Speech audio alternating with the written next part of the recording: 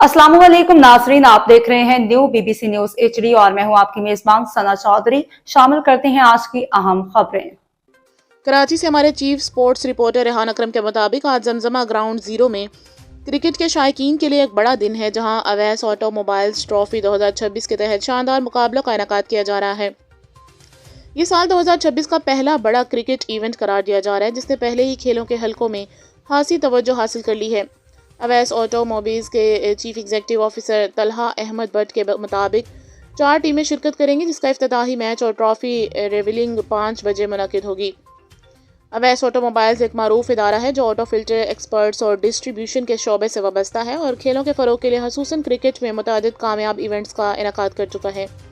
इदारे की जानिब से इससे कबल भी कई बड़े टूर्नामेंट्स मुनक्किद किए जा चुके हैं, जिन्हें खिलाड़ियों और शायकीन दोनों की जानिब से भरपूर पजीराई मिली।